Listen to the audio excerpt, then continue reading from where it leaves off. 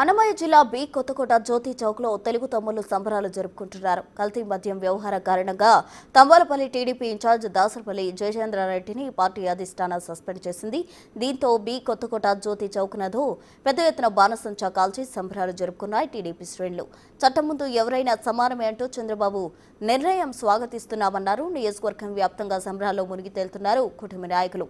2024 ఎన్నికల ముందు వైసీపీ నుంచి టీడీపీలో చేరారు జయచంద్రారెడ్డి. గత ఎన్నికల్లో టీడీపీ తరఫున పోటీ చేశారు. ఆయన గతంలోనే వ్యతిరేకించింది టీడీపీ క్యాడర్. 3 రోజుల క్రితం కల్తీ మద్యం తయారీ యూనిట్లో జయచంద్రారెడ్డి సన్నిహితుల పాత్రపై ఆరోపణలు వచ్చాయి. దీంతో జయచంద్రారెడ్డిని సస్పెండ్ చేసి విచారణకు ఆదేశించింది పార్టీ.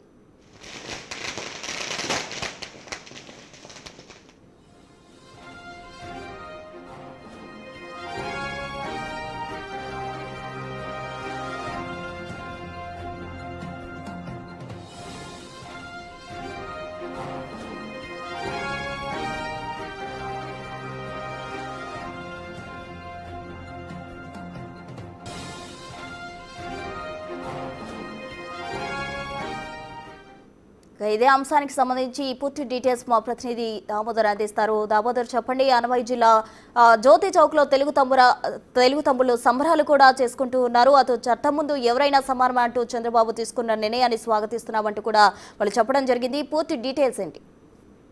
ప్రస్తుత శుక్రవారం ఏదైతే మొలకల్చెరు అన్నమయ్య జిల్లా మొలకల్చెరులో సమీపంలో పట్టుబడ్డ ఏదైతే మద్యం కల్తీ తయారీ యూనిట్ కి సంబంధించి పూర్తిగా ఇన్వెస్టిగేషన్ కొనసాగుతుంది. ఇందులో మొదటి ముద్దాయిగా జనార్దన్ రావు ఏదైతే విజయవాడకి సంబంధించిన ఒక బార్ యజమాని, అతను టీడీపీ ఇన్ఛార్జ్ గా ఇప్పటి వరకు కొనసాగుతున్న జయచంద్రారెడ్డి సన్నిహితుడు.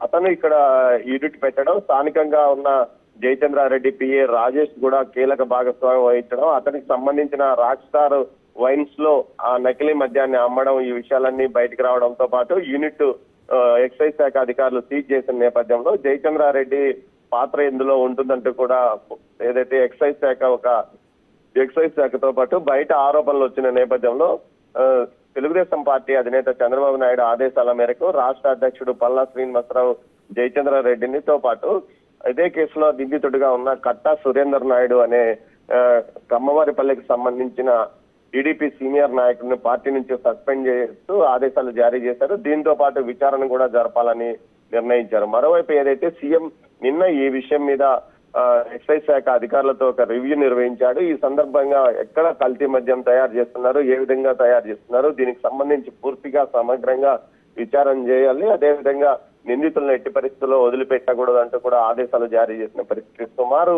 అరగంట పాటు సీఎం ఈ విషయాల మీద ఎక్సైజ్ శాఖ ఉన్నతాధికారులు సమీక్ష నిర్వహించినట్లు చూస్తే ఈ కేసుకు సంబంధించి పూర్తి స్థాయిలో ప్రభుత్వం సీరియస్ గానే వ్యవహరించినట్టు తెలుస్తుంది. మరోవైపు కల్తీ మద్యం తయారీ గురించి అటు వైసీపీ అధినేత జగన్మోహన్ రెడ్డితో పాటు స్థానిక వైసీపీ నాయకులు తీవ్ర స్థాయిలో టీడీపీ పైన విమర్శలు గుప్పిస్తున్నారు. జయచంద్రారెడ్డి వ్యవహారం పైన గతంలో వైసీపీ నుంచి ఎన్నికల ముందు టీడీపీలో చేరాడు. ఆ తర్వాత టికెట్ తీసుకున్నప్పటి నుంచి గొడవలు పెద్ద ఎత్తున తంబాలపల్లి నియోజకవర్గంలో కొనసాగాయి.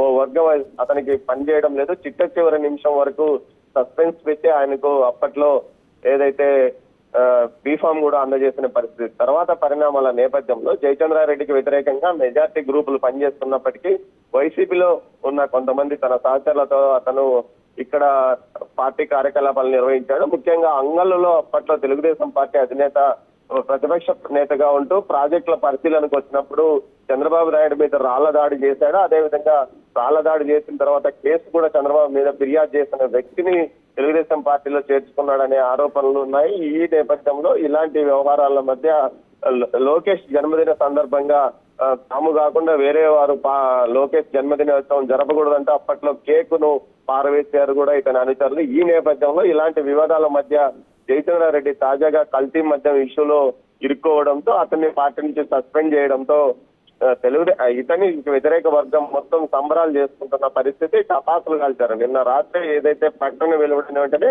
కొత్తకోట సర్కిల్లో టపాసులు కాల్చి పెద్ద ఎత్తున సంబరాలు చేసుకున్న పరిస్థితి. మొత్తం మీద అయితే జయచంద్రారెడ్డి గత ఎన్నికల ముందు వరకు ఏదైతే 3 నెలల ముందు వరకు వైసీపీలో యాక్టివ్ గా ఉన్న వ్యక్తి దక్షిణాఫ్రికాలో ఇతనికి లిక్కర్ వ్యాపారాలు ఉన్నాయని అతనే చెప్పుకొచ్చిన వ్యవహారము. మొత్తం మీద చూస్తే గతంలో పెద్దిరెడ్డి కుటుంబానికి అత్యంత సన్నిహితంగా ఉన్న వ్యక్తి తిరిగి అదే కుటుంబం మీద పోటీ చేయడంతో అప్పట్లో తెలుగుదేశం క్యాడర్ కూడా అనేక అనుమానాలు వ్యక్తం చేసిన పరిస్థితి. మొత్తం మీద ఈ విషయానికి సంబంధించి అధినేత సరైన సమయంలో ఇప్పటికైనా మంచి నిర్ణయం తీసుకున్నాడంటూ తెలుగుదేశం శ్రేణులు సంబరాలు చేసుకుంటున్న పరిస్థితి కనిపిస్తుంది. ఈ కేసుకు సంబంధించి దర్యాప్తు కొనసాగుతుంది. ఏదైతే జనార్దన్ రావుతో పాటు మిగతా ముగ్గురు రాజేష్, అదేవిధంగా సురేంద్ర, మరో వ్యక్తి పరారులో ఉన్నారు. వారి కోసం ఎక్సైజ్ పోలీసులు గాలిస్తున్నారు. ఈ కేసుకు సంబంధించి పూర్తి స్థాయిలో ఒక డైరీ కూడా లభ్యమైంది. అదేవిధంగా 78 బెల్ట్ షాపులకు సంబంధించి పూర్తి స్థాయిలో మద్యం సరఫరా చేశారు. కడప, అన్నమయ్య, అదేవిధంగా శ్రీ సత్యసాయి జిల్లాలకు సంబంధించి కొన్ని ప్రాంతాల్లో వీరు వ్యాపారం చేసినట్లు కూడా తెలుస్తుంది. అదేవిధంగా విజయవాడలోని బార్ కూడా ఇక్కడ నుంచి మద్యం సరఫరా అయ్యిందంటూ కూడా అనుమానంతో అక్కడున్న ఆ బార్ ను కూడా సీజ్ చేసిన పరిస్థితి. ఈ నేపథ్యంలో మరోవైపు ఏదైతే విదేశాల్లో ఉన్నాడు జనార్దన్ రావు అని చెప్తున్నారో, అదేవిధంగా మరోవైపు జయచంద్రారెడ్డి సైతం తాను విదేశాల్లో ఉన్నట్లు చెప్తున్న పరిస్థితి. మొత్తం మీద ఈ కేసుకు సంబంధించి అదనంగా జయచంద్రారెడ్డి పాత్ర ఉంటే అతన్ని కూడా నిందితుడిగా చేర్చే అవకాశం ఉందని తెలుస్తోంది Prasanna. Right Damodar, thank you.